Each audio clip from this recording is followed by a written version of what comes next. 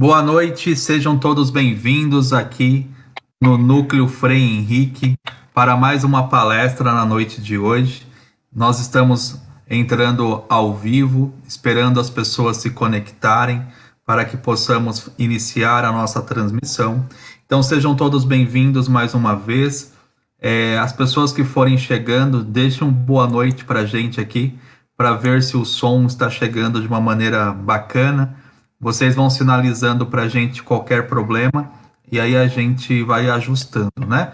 Então sejam todos bem-vindos mais uma vez aqui no Núcleo Assistencial Espírita Frei Henrique, para que a gente possa conversar um pouquinho sobre os ensinamentos do nosso Mestre Jesus na noite de hoje. Seja bem-vinda Terezinha Ribeiro, seja bem-vinda Ana Cristina, a Fabiana, seja bem-vindo Valdirene, né, e todas as pessoas que estão se conectando aqui conosco na noite de hoje. Nós estamos nesta noite aqui, vou ler um mini currículo do nosso convidado, né, para que a gente possa prestigiar. Então, agradecer aí a Dani que nos indicou o senhor Manuel Portásio. É um brasileiro, advogado, já trabalhou na Federação Espírita durante um período, já trabalhou também em uma sociedade espírita lá em Londres, né? É mais fácil a gente falar assim, então tem uma grande experiência aí dentro do movimento espírita.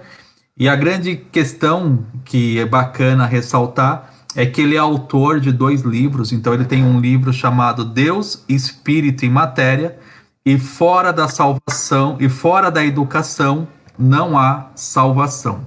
Então, o Manuel Portásio estará conosco aqui na noite de hoje, fazendo a nossa palestra. Já fica aqui o nosso agradecimento por ter aceito este nosso convite. E aí eu vou pedindo então para que todos elevem neste momento seus pensamentos a Deus, pedindo ao plano espiritual que derrame suas bênçãos sobre todos nós, que ilumine o nosso palestrante na noite de hoje, para que a mensagem do nosso querido Mestre Jesus possa tocar o coração de todos nós. E com a prece que nosso Mestre Jesus nos ensinou, abrimos os trabalhos desta noite. Pai nosso que estais no céu, santificado seja o vosso nome. Venha a nós o vosso reino, seja feita a vossa vontade, assim na terra como no céu. O pão nosso de cada dia nos dai hoje, perdoai as nossas dívidas, assim como nós perdoamos os nossos devedores, e não nos deixeis cair em tentações, mas livrai-nos de todo mal, que assim seja, graças a Deus. Então, seu Manuel, obrigado mais uma vez. A casa virtual e todas as pessoas que estão nos assistindo é sua neste momento. Muito obrigado. Eu sou assim muito feliz por ter recebido esse convite e poder estar falando com os meus irmãos do Núcleo Espírita Frei Henrique. Nós escolhemos um tema que é um tema bastante, eu diria, emblemático, né, em termos de espiritismo e de cristianismo até, não é? Porque a educação é muito mais do que aquilo que nós conhecemos, muito mais do que aquilo que sabemos, muito mais daquilo que podemos eventualmente imaginar, não é? O que seja a educação. E ligada à espiritualidade, não é? Nós estamos bem focados na educação do espírito. Isso é o mais importante, né? É o mais importante. Aliás, foi o que Jesus veio fazer na Terra, né? Ele que foi o mestre, é o mestre dos mestres, é o mestre de todos nós, né? E o espírito foi criado simples e ignorante e inserido na escola cósmica, vamos dizer assim, não é? Para o seu desenvolvimento. Os próprios espíritos disseram: espíritas, amai-vos, eis o primeiro ensinamento, e instruí-vos, eis o segundo. Então a instrução é fundamental. Depois do amor, que é a essência da vida, a essência da criação, Deus nos criou por amor e para amar. Então, o amor está acima de tudo. E Jesus ressaltou bem isso, não é? O apóstolo Paulo também reforçou esse conceito, essa ideia, porque Deus controla, coordena todo o universo através de suas leis, que são leis de amor, não é? Amor por toda a criação.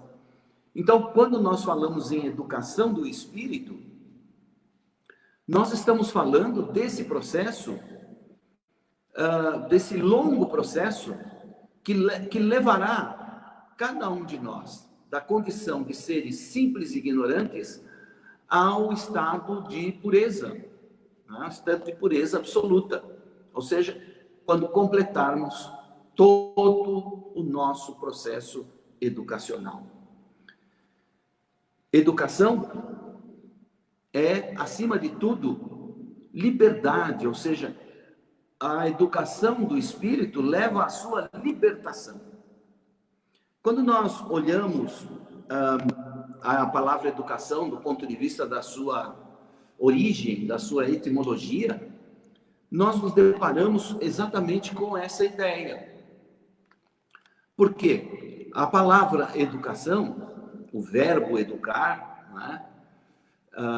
Lembremos-nos que os substantivos, em geral, derivam de verbos. O verbo é o núcleo, não é, do pensamento, é o verbo que dá sentido ao pensamento. Nós organizamos as palavras em torno de um verbo, não é, para nos comunicarmos. Então, do latim tardio, nós tivemos a palavra educare, né? Que significa exatamente isso: educar, instruir, criar, né? Processo educacional é isso. A nossa inteligência é criativa no sentido do nosso próprio desenvolvimento. E nós temos uma segunda origem, ou uma segunda forma de interpretar a palavra educação através de um outro verbo, que é formado de um prefixo, ex quer dizer fora, ou para fora, e ducere é o verbo. Juntando as duas coisas, nós vamos ter educere, que significa guiar, conduzir, liderar. Então, o processo educacional é um processo de autocondução, né? Se educere é conduzir, é, na verdade, para o espírito, um conduzir-se. Quando nós estamos nos educando na aquisição de conhecimentos, experiências, habilidades, né? Nós estamos tirando de lá de dentro.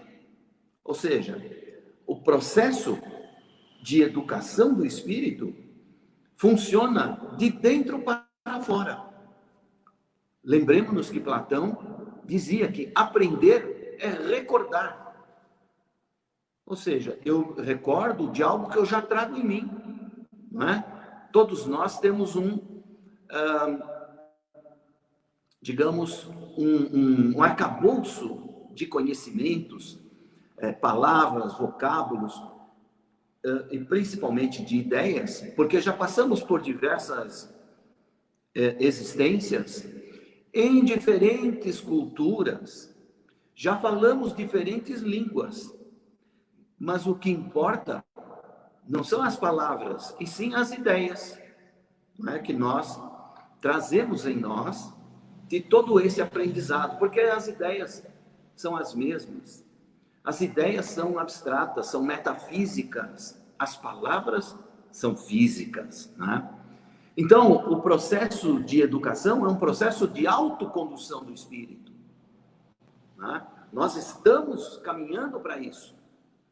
Por enquanto, ainda estamos num aprendizado. Por enquanto, ainda somos extremamente influenciáveis, vulneráveis, não é? Impressionáveis. Então, não estamos ainda nos conduzindo. Nos deixamos muitas vezes conduzir por criaturas que nos influenciam, que nos, digamos, que nos incutem certos conceitos, certas ideias, né? A gente vê isso principalmente nos sistemas políticos do mundo e em outras áreas também, né? No sistema de saúde, onde nós somos levados a, por exemplo, consumir uma quantidade enorme de remédios. É a condução feita pelos laboratórios, pelos sistemas de saúde do mundo e até pela ciência, não é? Então, nós estamos num processo. É um processo libertador. Foi isso que Jesus veio ensinar. Vejam, Jesus disse: conhecereis a verdade e ela vos libertará. É exatamente disso que estamos falando. Quando é que nós conhecemos a verdade? Nos educando, nos instruindo, nos autoconhecendo, não é? O processo de transformação interior começa no autoconhecimento, no esforço de autoconhecimento. Aristóteles, um grande gênio da Grécia Antiga, dizia, numa de suas obras, a primeira frase que ele escreveu, que é a obra intitulada Metafísica, ou seja, são os escritos metafísicos de Aristóteles. Ele começa com a seguinte e extraordinária frase: o homem tem por natureza o desejo de saber. Nós somos seres inteligentes. A inteligência se nutre, se alimenta do saber, do conhecimento. Não é? Uma coisa está ligada à outra. Para que nós nos instrumentalizemos para poder viver melhor, para ter qualidade de vida, não é? Tendo conhecimento, sabendo equacionar os nossos próprios problemas. Então, Jesus veio exatamente nos mostrar isso. Conhecereis a verdade e ela vos libertará. E é curioso, né? Nós estamos num processo político bastante complexo, né? Nós aqui no Brasil, principalmente, estamos vivendo essa problemática. E o nosso presidente atual vive repetindo essa frase: conhecereis a verdade e ela vos libertará. Frase que está lá no Evangelho de João, capítulo 8, versículo 32. Então, é fundamental que nós estejamos atentos, conscientes do nosso papel. O Espiritismo veio justamente para isso, para dar sentido à nossa vida, para nos dar ferramentas, conhecimentos, conceitos, para que nós nos melhoremos, para que nós nos transformemos. E é uma doutrina extremamente lógica. Não se encontra contradições na codificação espírita. É uma doutrina lógica, extraordinária, a ponto do grande Leon Denis, o maior espírita, depois de Allan Kardec, que viveu ao tempo de Kardec, era muito mais jovem que Kardec, né? Leon Denis nasceu no ano de 1846 e Kardec em 1804, ou seja, Kardec já tinha mais de 40 anos quando Leon Denis nasceu, e Leon Denis, jovenzinho, conheceu Kardec pessoalmente, né? Numa situação até bem informal, não foi num centro espírita, não foi numa palestra, foi na residência de um amigo. Então, Leon Denis dizia o seguinte: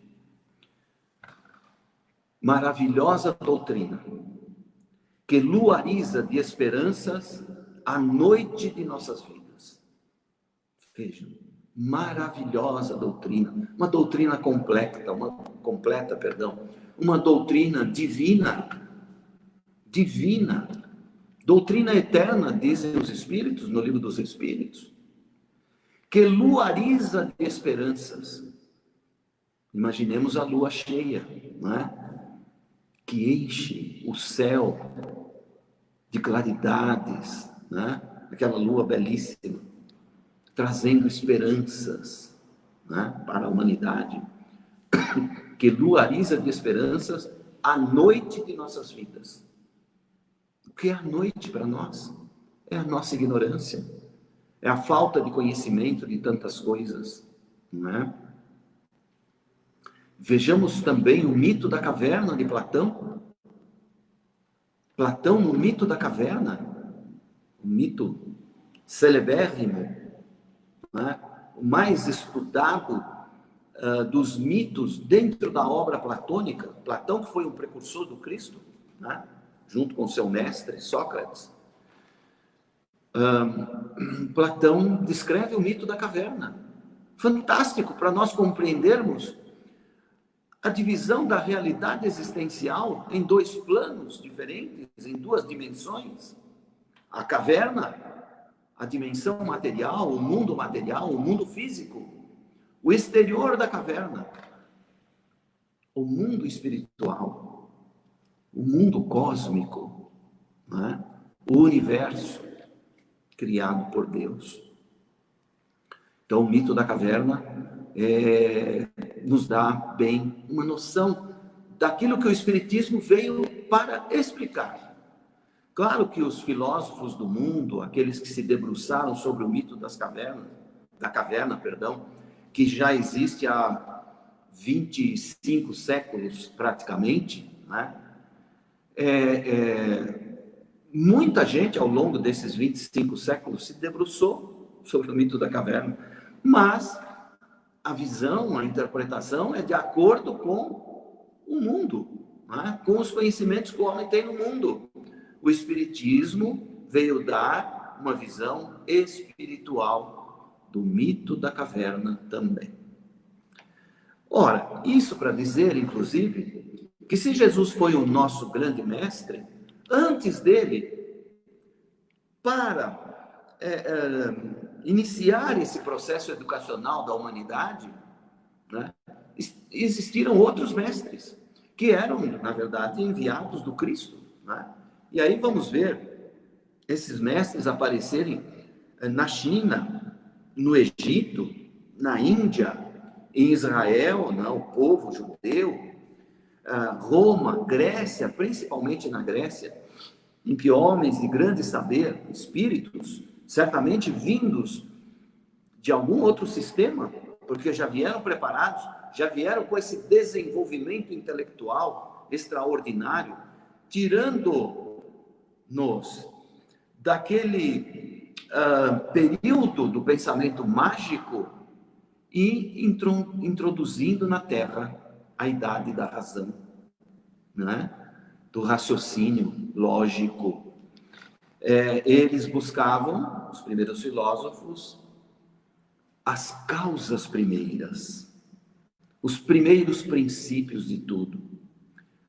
Um trabalho junto à natureza na busca dos valores metafísicos, dos valores que instruem a vida criada por Deus, para compreendermos as origens, né, da própria criação. E aí temos aqueles filósofos extraordinários, certamente alguns de vocês, todos talvez, se lembrem, né, de um Tales de Mileto, de um Pitágoras, de um Heráclito, um Demócrito, um Protágoras, e finalmente Sócrates, Platão e Aristóteles. Foram vários gênios do pensamento, que em cerca de 3 séculos, mais ou menos, né, talvez um pouco mais, pouco mais, um pouco menos, inundaram o mundo ocidental, principalmente, com ideias, com conceitos filosóficos que estão na pauta dos estudos nas universidades, né, principalmente, até hoje. Até hoje, para vermos a importância desses homens. Heráclito disse: nenhum homem pode entrar duas vezes no mesmo rio. Olha que interessante. Não dá isso uma ideia do processo reencarnatório? Cada vez que nós voltamos ao mundo, o mundo não está diferente, o rio não está diferente, aquelas águas onde nos banhamos antes, na encarnação anterior, já não passaram? Não tem sido assim ao longo da história? Protágoras disse: o homem é a medida de todas as coisas. Ele tinha uma visão mais material, o homem no mundo, não é? Então, claro, do ponto de vista do mundo, o homem é a medida de todas as coisas. O homem é o ser pensante, né? É o ser transformador, não é, do mundo. Então, ele nos dá essa nota. Aí vem Platão, e na sua última obra, As Leis, Platão diz assim: a medida de todas as coisas é Deus. O Platão, se os filósofos pré-socráticos iniciaram a metafísica, o estudo da metafísica, né, que começa com Tales, mas principalmente ganha força com Parmênides, que descobre o ser, né, o ser que até hoje é o objeto, é o núcleo do estudo filosófico no mundo, o ser de Parmênides, né?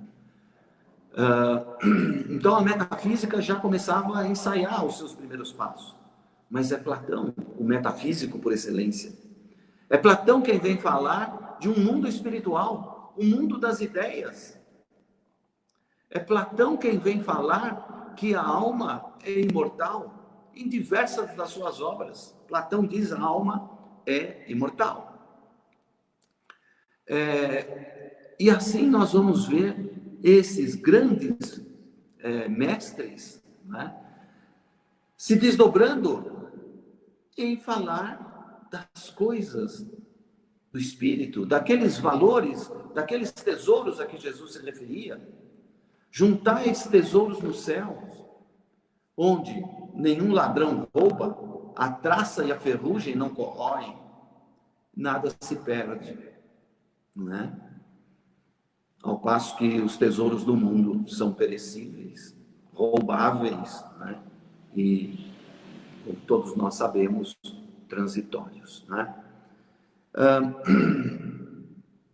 Sócrates dá o tom da reforma íntima, de que falamos tanto na doutrina espírita, porque é Sócrates quem imortaliza aquela frase colocada no portal do oráculo de Delfos, num templo grego em Delfos, no interior da Grécia Antiga, né?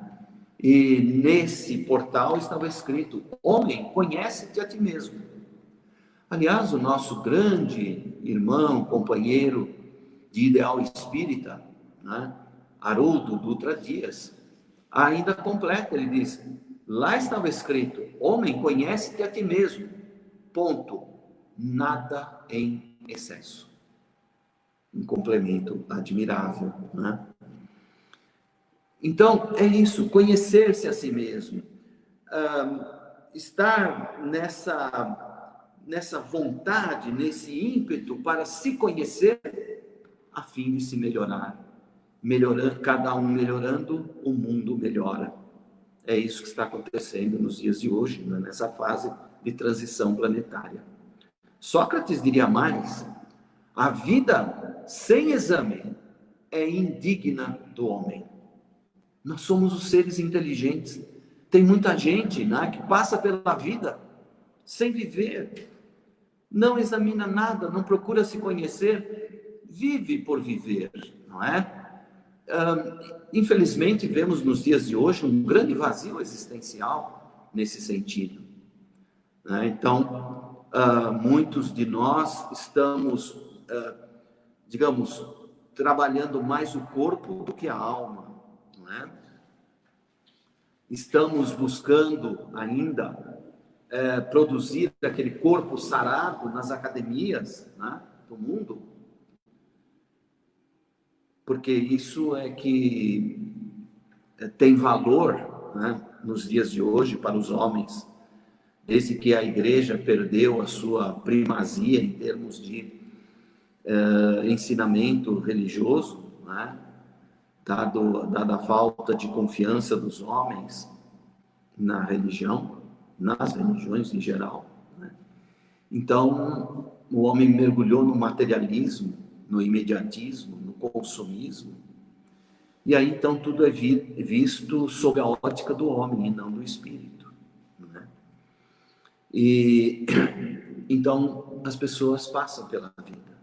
Nós temos que examinar tudo, não é? Temos que observar o que está acontecendo à nossa volta.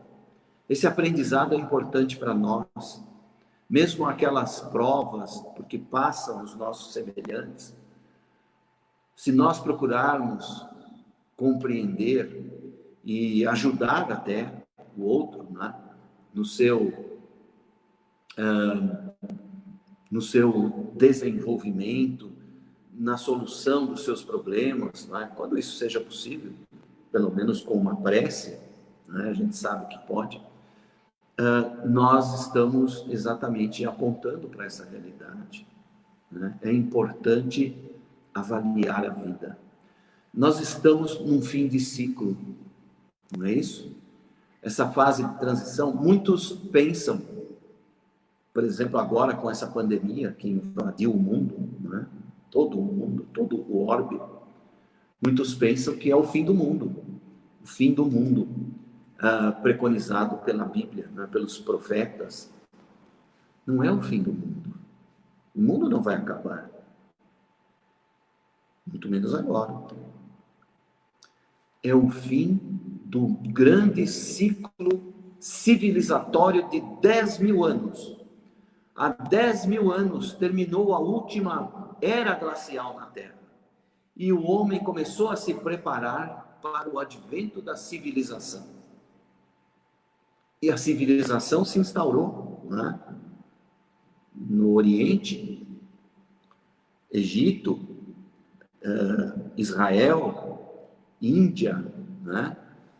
E de lá para cá nós viemos, digamos, experienciando, né, tudo que nos foi dado ao longo das diversas encarnações, dos séculos e milênios transcorridos, e chegamos num tempo em que estamos sendo levados a uma reflexão profunda. É um momento de prestação de contas de cada um de nós perante a nossa própria consciência. Não é o fim do mundo, é o fim de um ciclo para início de outro. Na doutrina espírita dizemos que estamos no limiar do mundo de regeneração. Ele já está em andamento.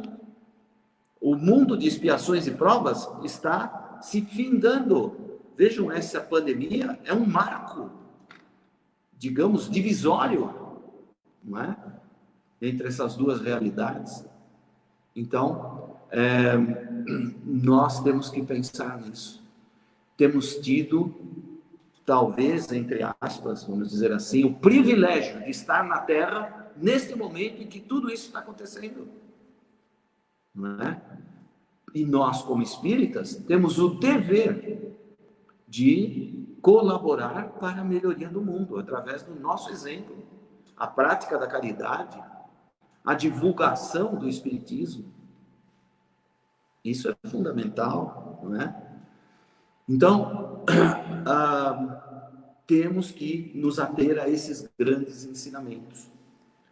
As escolas do passado, portanto, que começaram lá na Grécia, a escola jônica, a escola pitagórica, a escola eleática, né?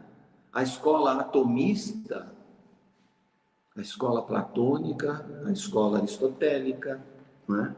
Platão e Aristóteles construíram o edifício do pensamento clássico. Eles são o arremate, não é? Daquele processo iniciado por Tales de Mileto.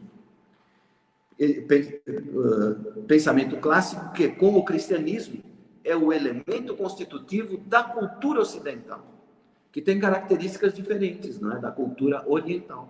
A cultura oriental, uma cultura sempre foi mais mística, não é? Veja, a Índia foi o palco, não é, do nascimento de um grande número de religiões, e há muitas práticas místicas na Índia, muitas práticas que nos ajudam até hoje, o yoga, a meditação, e por aí vai, não é? A sabedoria da Índia, a sabedoria do Antigo Egito, a sabedoria chinesa, né? Tudo isso veio para nos ajudar. Então, nós agora, encarnados neste momento na Terra, nós estamos usufruindo de tudo isso. Construção essa de que nós também participamos. Nós participamos, claro. Vivemos nessas culturas em outras encarnações, com toda certeza, não é? Então, Platão, através do método intuitivo, é o grande mestre da metafísica do período clássico, né, da Grécia ou da Antiguidade.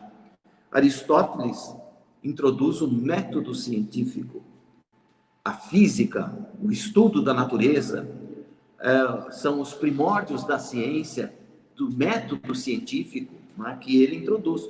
Depois foi, evidentemente, desenvolvido e ampliado, né, em muito maior escala, pelos cientistas, principalmente a partir da Idade Moderna. O grande jesuíta, o padre jesuíta francês, Pierre Teilhard de Chardin, disse uma coisa extraordinária que a gente tem visto ser repetida com uma certa frequência ultimamente, que é assim: não somos, certamente vocês já ouviram isso, não somos seres humanos vivendo uma experiência espiritual, somos seres espirituais vivendo uma experiência humana. Teilhard de Chardin, que escreveu O Fenômeno Humano, uma obra belíssima, não é? Já citada até por Divaldo Franco em algumas palestras. O Fenômeno Humano. Então, Teilhard de Chardin nos remete à nossa origem, à nossa essência. Somos seres espirituais. Somos oriundos da espiritualidade. A espiritualidade é o nosso habitat natural, o nosso elemento, não é? O nosso meio, berço do nosso nascimento.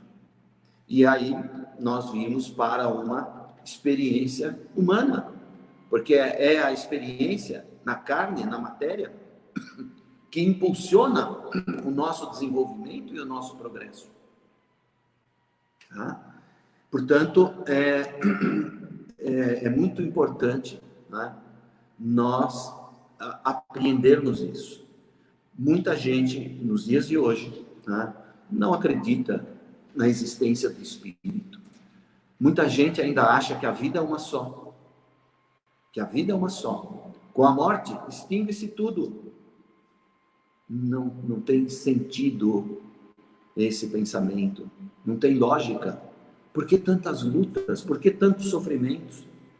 Por que tantos afetos cultivados na terra? Seres tão amados, tão queridos, e com a morte desaparecem. Tudo vira pó, fumaça. Não, o espírito é imortal. O que vai desaparecer não é nem a matéria do corpo, é só a forma.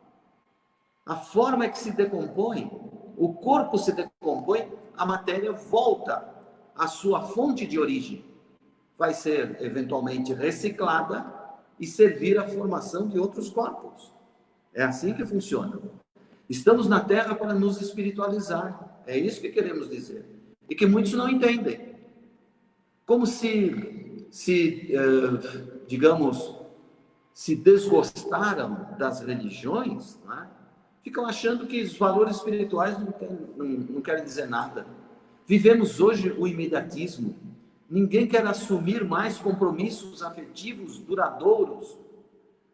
São experiências rápidas, né? Experiências comuns, experiências de trocas muito rápidas, que não deixam nada. As pessoas querem viver o prazer pelo prazer, o sexo pelo sexo. E os espíritos já têm dito que sexo sem amor é loucura. É essa loucura que a humanidade vem vivendo há décadas, pelo menos, né? Com a banalização do sexo.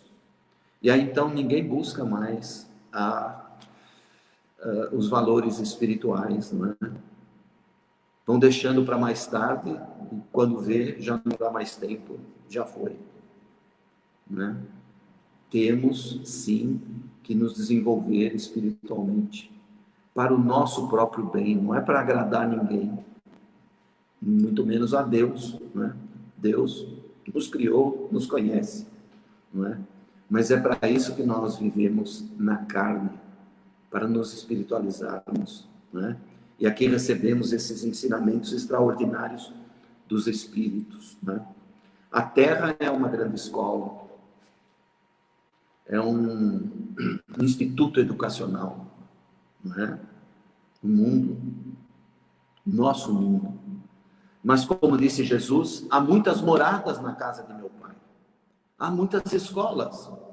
Os mundos são isso. Nosso mundo é basicamente um hospital-escola. Muita gente não aceita isso, não é? No fundo, somos todos doentes na alma. Trazemos nossos conflitos, nossas carências, não é? Nossos desequilíbrios. Estamos aqui para nos tratar. Para nos tratar. Estão aí as escolas espíritas, os hospitais espíritas.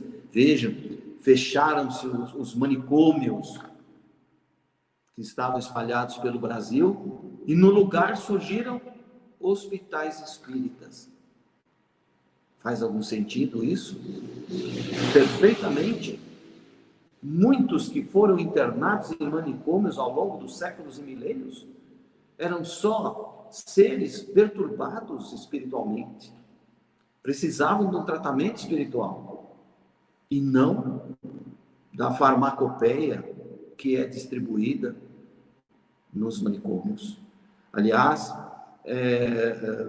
quando Charcot, né, começou o seu trabalho na França, mandou abrir as celas dos manicômios porque havia percebido essa realidade, né?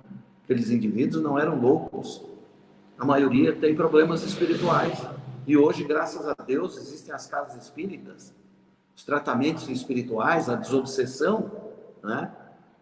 Que tirou muita gente desses institutos psiquiátricos. Então, os hospitais espíritas ganharam proeminência, né? O trabalho é fundamental, né?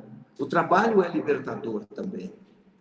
É um processo educacional do espírito. O trabalho, o desenvolvimento da inteligência, né?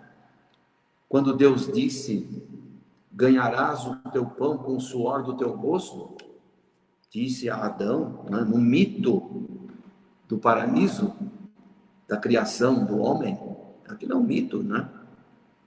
Adão simboliza a espécie humana, mas não foi o primeiro homem na Terra, né? É um mito judaico, mas que também estava espalhado em outras culturas.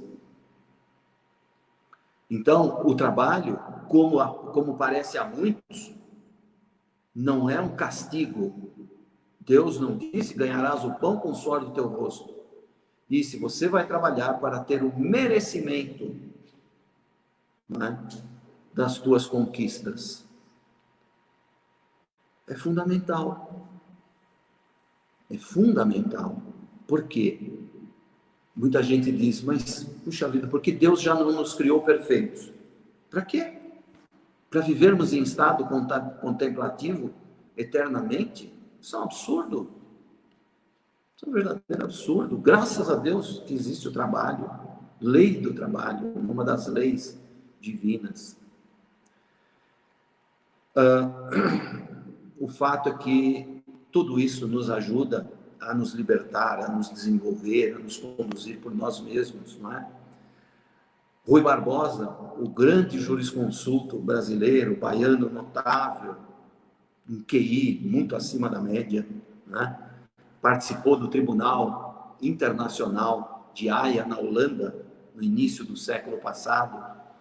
Escreveu, era um mestre da língua portuguesa, um mestre, tá? Escreveu coisas extraordinárias.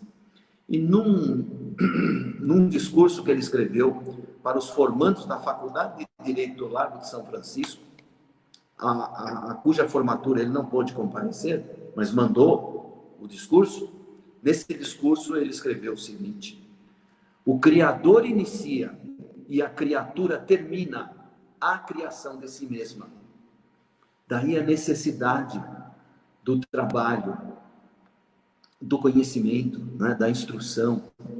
São fatores de libertação para que nós completemos o trabalho árduo do nosso próprio desenvolvimento, do nosso próprio aperfeiçoamento, né? Leon Denis, em Um Problema do Ser, do Destino e da Dor, também diz: a alma não nasce pronta, ela vai se fazendo pouco a pouco, a si mesmo ela se faz. A alma, o indivíduo que somos nós. Essa é a nossa tarefa, de autoconstrução,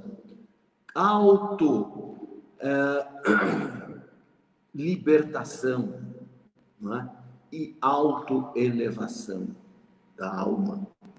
Então, a educação é um processo, não é? Que começa em casa, se projeta para a escola, depois para a sociedade, mas no final do dia, no final das contas, né, termina em nós mesmos. Somos nós mesmos que temos que construir, né, o nosso ser. A perfeição já está em nós desde a criação. O grande Michelangelo, certa vez, quando perguntaram a ele como é que o senhor faz essas obras primas, né? Essas coisas maravilhosas, essas esculturas, como o Davi, como o Moisés, como a Pietà, né? E tantas outras, a pintura da Capela Sistina, né? E o Michelangelo genialmente disse o seguinte: ué, eles me trazem o bloco de pedra rústico, né? Tá lá um bloco de pedra, uma rocha. Essa obra, essa escultura já está dentro daquele bloco. Eu só tiro a matéria que está em volta, o excesso que está em volta. Assim somos nós. Assim é o nosso processo de aperfeiçoamento. Seres simples e ignorantes, somos essa pedra bruta que temos o dever de lapidar a cada encarnação. A cada encarnação vamos tirando, né, esses excessos que estão à nossa volta, essas impurezas, e refinando o nosso corpo espiritual. Porque na medida em que assim fazemos, nós vamos nos elevando, nos purificando. É mesmo como, segundo dizem, né, Leon Denis teria dito, mas o princípio inteligente dorme no mineral, sonha no vegetal, agita-se no animal e desperta no homem. E é assim, né? É no homem que despertam as faculdades humanas, as faculdades especiais do espírito. E não é nem quando o homem aparece na Terra. Aqueles primeiros homens, aquele troglodita da caverna, aqueles homens que apareceram há 2 milhões de anos atrás, né, eram seres brutos. Eram nós, vamos dizer assim, né, éramos nós no estado de rudeza, de brutalidade, né?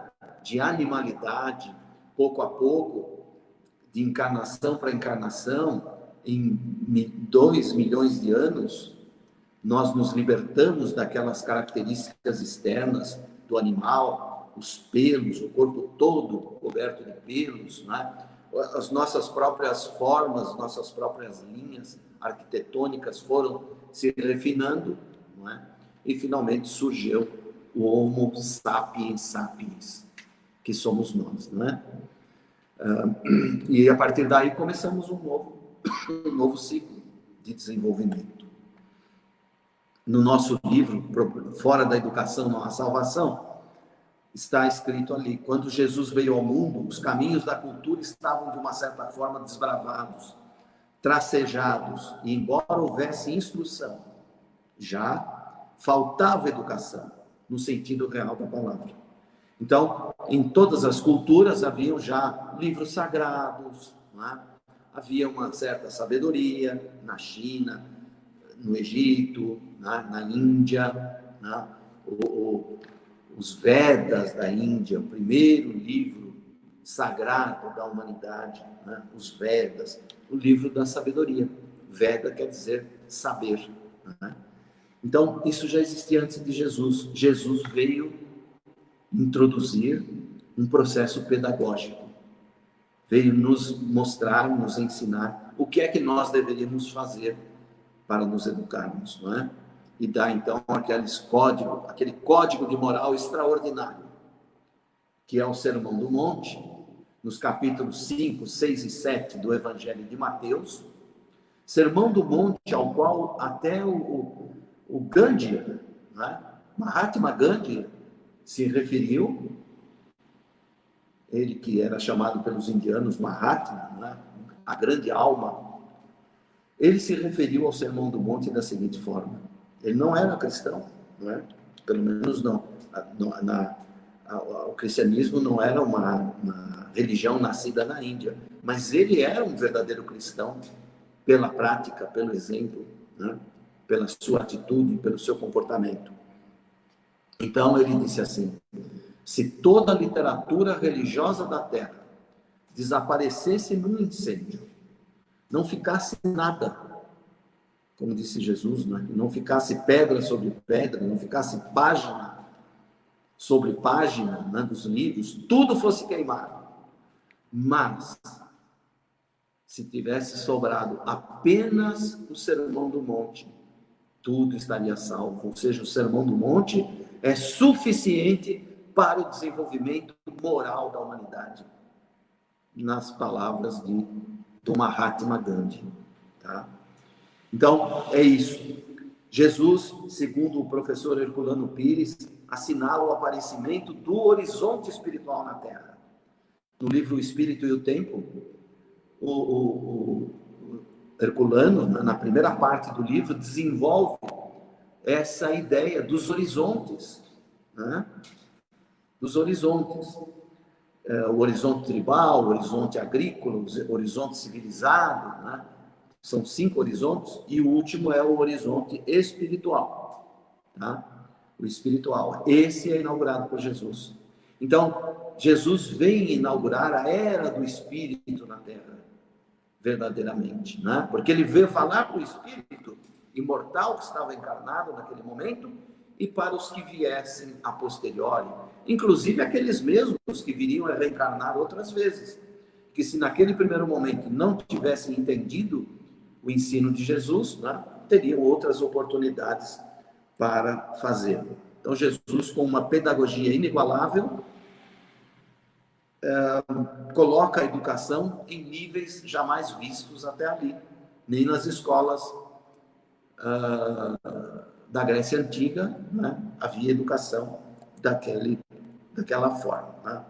Jesus falava de acordo com, vamos dizer assim, com as características dos seus ouvintes em cada região onde ele falava. Né? Daí as parábolas poderem ser classificadas de formas diferentes, né? Em 5 categorias. Então Jesus é um mestre por excelência. Depois dele, né? Então as escolas vão começar a se desenvolver a partir da Idade Média. Na Alta Idade Média vão surgir as universidades, né? E aí então vamos ter as grandes escolas e os grandes educadores. Podemos citar René Descartes, podemos citar Comênios, Jean-Jacques Rousseau, Pestalozzi, né? Para dizer apenas os mais exponenciais. E, finalmente, Hippolyte Léon Denisard Rivail, discípulo de Pestalozzi, que veio a se denominar Allan Kardec, assumindo a codificação do Espiritismo. E ele mesmo diria, educação, ele era um educador, não é um pedagogo. A primeira parte da sua vida, dos 20 anos aos 50 anos, ele foi um educador, um pedagogo, criou um novo sistema de educação na França e depois foi pedido para fazê-lo também em relação ao sistema alemão, que ele falava muito bem, porque Pestalozzi era de origem alemã, né?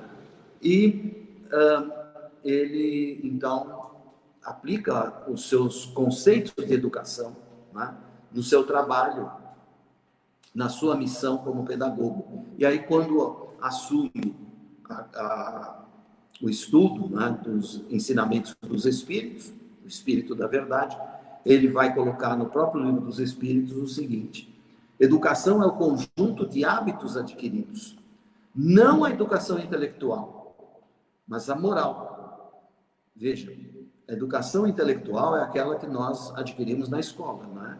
É a instrução. Mas a moral, e não ainda a educação moral pelos livros, mas a que consiste na arte de formar caracteres, aquela que cria os hábitos. Essa é a educação que vem do berço. Essa é a responsabilidade dos pais, né? Que recebem os filhos no sentido de educá-los, educar aqueles espíritos, né? Orientá-los para a vida. E nós, então, sabemos quão importante é esse processo libertador, porque a própria doutrina espírita veio nos revelar que somos extremamente influenciáveis, né? Na questão 459 do Livro dos Espíritos, temos esse 457, 458, 459, esse ensinamento de que os espíritos nos influenciam mais do que imaginamos. E não raro, são eles que nos dirigem. Quando é que eles nos dirigem? Quando o processo obsessivo já está bastante avançado, né? Quando não nos damos conta do início do processo, das primeiras etapas, né? Não procuramos ajuda, o processo avança, vem a fascinação, depois da subjugação, podendo chegar até a possessão, né? E isso por quê? Porque nós é que somos o polo de atração, não é? Nós é que somos o polo de atração. E aí, então, nos reportamos ao apóstolo Paulo. Ele diz assim, e isso deve servir, né, para uma reflexão profunda de todos nós. O bem que eu quero, eu não faço. O mal que eu não quero, é esse que eu faço. Vejam, o bem que eu quero, eu não faço. Né? Tenho vontade de fazer, já sei que devo fazer o bem, não faço. O mal que eu não quero fazer, estou consciente que não devo fazer, é esse que eu faço. Mas se eu faço o que eu não quero, porque sou um ser consciente, né, da minha natureza divina, já não sou eu que faço, Não sou eu esse ser consciente, e sim o mal que ainda existe em mim. Que mal é esse? É a nossa ignorância, são as nossas imperfeições, não é? As nossas tendências viciosas, os nossos conflitos, que nos levam a fazer o mal, muitas vezes involuntariamente. Aliás, costumamos dizer até, nesse sentido, que somos tão imperfeitos, que até o bem fazemos imperfeitamente. Então, aí a necessidade da educação, a educação do médium, né, nas escolas espíritas, importantíssimo, né? O médium nunca deve ser colocado para trabalhar assim que aparece na casa espírita, né? Relatando, né, sua mediunidade, né? Não, então agora vamos para a escola, tem que educar essa mediunidade, né?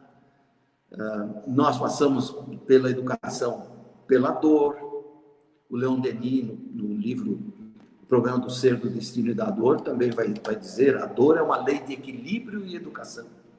Muita gente não aguenta, quer logo passar a dor, né? Ou passar as situações problemáticas. Uma amiga nossa recentemente disse assim: ai, não vejo a hora de passar essa pandemia, de passar todo esse problema, para a gente sair, não é? E voltar a ser feliz. Vejam essa declaração, né? Quero que passe logo tudo isso para voltar a ser feliz. Será que éramos felizes? Será que éramos felizes? Queremos que passe tudo isso e voltar tudo exatamente como era antes? Então, o que é que nós entendemos sobre a justiça de Deus? O que é Deus para nós? Por que Ele permitiu que essa pandemia envolvesse o mundo inteiro? A toda a humanidade? Não existe um desígnio divino aí? Não existe um propósito de ordem elevada nesse processo que nos leva a obedecer a uma quarentena, ficar num confinamento? E nós queremos sair e voltar e fazer tudo como era antes? Mas nós estamos felizes com o mundo em que vivíamos? Será? Não me parece. Já é voz corrente de alguns grandes jornalistas, filósofos.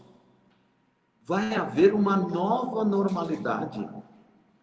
É um mundo novo que vai sair dessa situação, dessa crise da saúde mundial. Um mundo novo.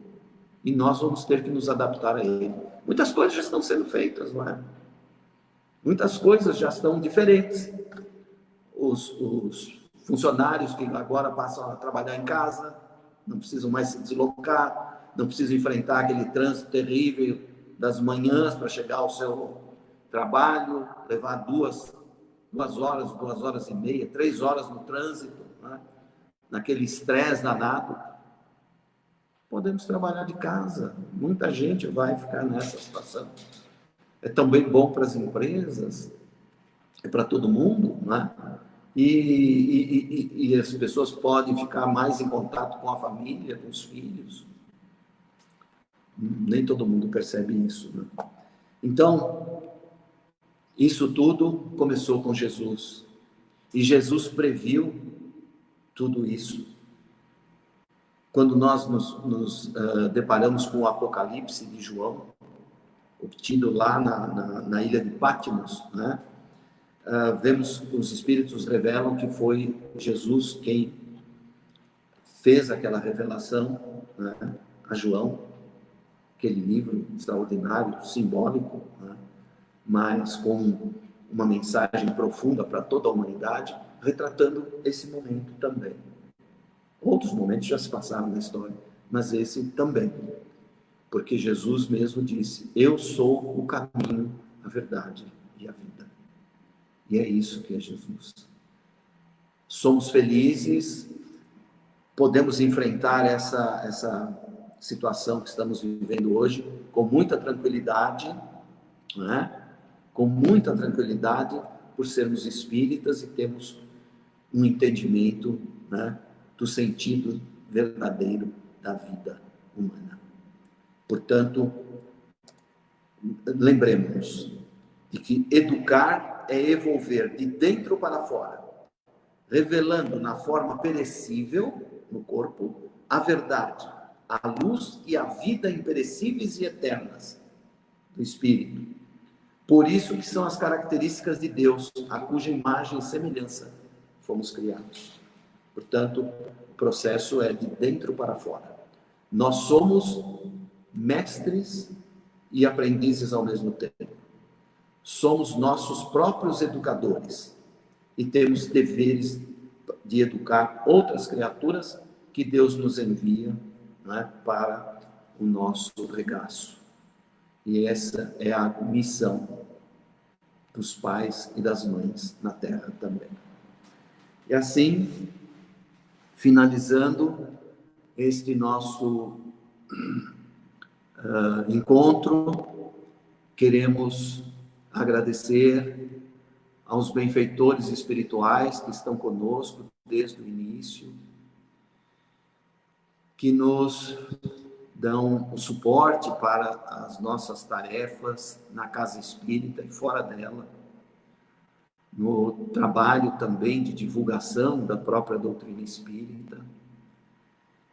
São eles que nos ajudam muitas vezes no dia a dia, quando pedimos ajuda, quando temos fé e merecimento, né? E eles que estiveram conosco esta noite até aqui. E acima de tudo, agradeçamos a Jesus, nosso mestre, nosso irmão, nosso guia e modelo. Que possamos estar sempre conectados a Jesus, estudando os seus ensinamentos, para pô-los em prática. Não basta só saber, né? Temos que pôr em prática. Mas, acima de tudo, honrando a nossa encarnação. Essa oportunidade extraordinária que Deus nos ofereceu para o nosso aprimoramento e elevação moral. Que nas nossas preces diárias elevemos um gesto de louvor, de gratidão a Deus pela vida que Ele nos deu e por esta oportunidade de estarmos aqui e podermos, mais ou menos modestamente ou com maiores recursos, contribuir para a melhora do mundo em que vivemos e que deixaremos para os nossos sucessores, para os nossos herdeiros, filhos, netos, para aqueles que vierem futuramente. Que o Senhor seja conosco, hoje e sempre, graças a Deus.